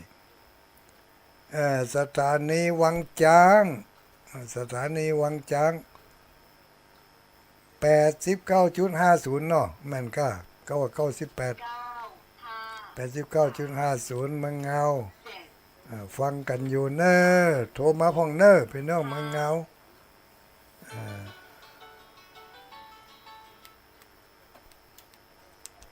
เจริญพร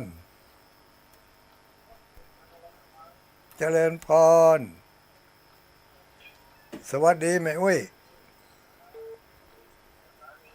อย่าได้ดักปิ้งว่าก็บอกว่าได้ยินเสียงวิทยุโอดโอด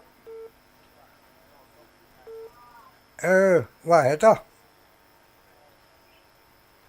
ถ้าบอกว่าได้เปิดให้คนอื่นว่าเนอะ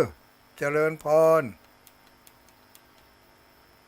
0932722499แม่นิตยาอยู่ลำปางลำปางวันผูกปะกันธรรมสถาบันธรรมาภิวัตน์เนอะพี่น้องลำปางเจริญพรโทรศัพท์ตุลุงถ้าจะได้ขายได้เฮ้ยขายเป็นของเก่าให้ละสักตัวได้หาเขาจะเอานี่50 ตังค์ถ้าจะเอาอยู่ก็อันนี้กดไหนก็ได้หอกไว้เจริญพรไหวสาลูกไหนมา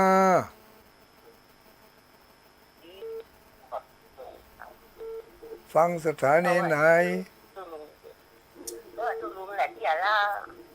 ฟังสถานีไหนสถานีชุมชนคนเมืองลี้เมืองลี้น้ำนองก็น้องมันมาท่วมน้องเหมือนกันแต่มันมาท่วมเนาะน้ำมันห้วยน้อยเนาะมันห้วยใหญ่แล้วไม่ปิ้งบ่ผ่านหั่นกะบ่ผ่าน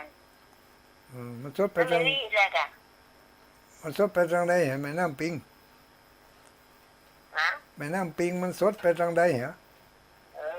น้ำปิงไปทางเราเต่านี่แหละแม่นเนาะ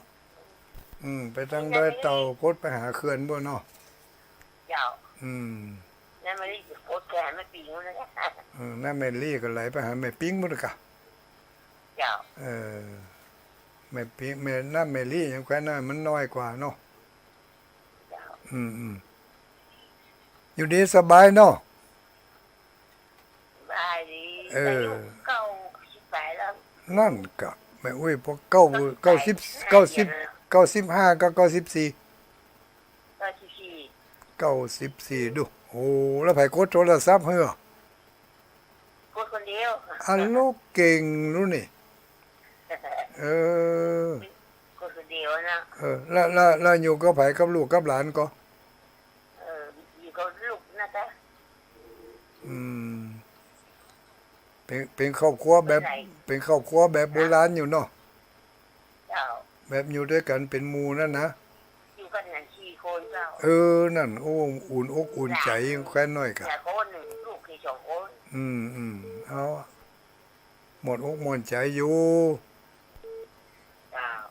พอได้จมให้เขาพ่องไปจมนักเนอะไปจมแหละรู้ไม่เงียบว่าเอาอย่างมึงลูกมาจมไว้ถ้าหินเปลี่ยนก็ครับอันน่ะถ้าจมนักเขาจะจังหัวเขาลำดีกี่ข้อลำน้ำลงเนาะนอนรับเอวดีเนาะรับกันดีแต่อยู่บ้านมันเท่าแล้วมันใหญ่ได้รับแม่นเขาไปนอน2-3 ชั่วโมงมันหลับมันรับมาเหมือนนั่นนี่มันก็เลยบ่ใครรับไปแฮะบ่แล้วสุขภาพที่ตื่นแล้วเด้อสุขภาพดีอยู่ก็หวังไปอยู่ให้ว่าร่างกายสุขภาพดีอยู่ก็ไปไหนมาไหนได้ไปกับนี่ได้อยู่ไปไกลกับบ้านถ้าไปเดี๋ยวละอ่อนจะหำหัวเนี่ยจังนี้ใกล้ได้อยู่ไปไกลเดี๋ยวก็จะว่าไปแอวร้อนไปแอวหัวหน้าหัวล้มแม่นแต่ก่อนเขาว่าเขาลูกเมื่อเขาน้อยเดี๋ยวนี้เขาใส่กะไปแอวไก่อยู่ทำบ้านนี่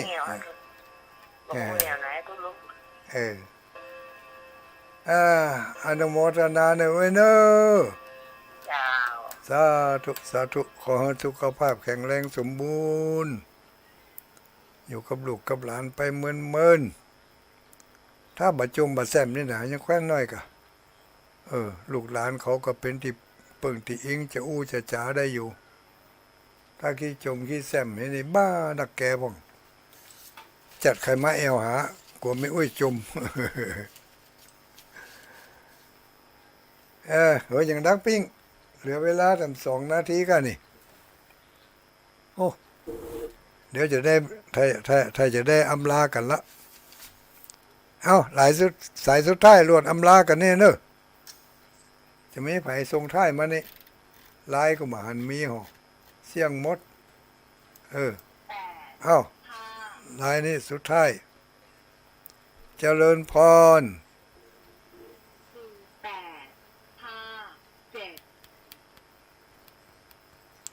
เจริญพรสุดท้ายเลยเจริญพรเป็นอันว่าฮับมาได้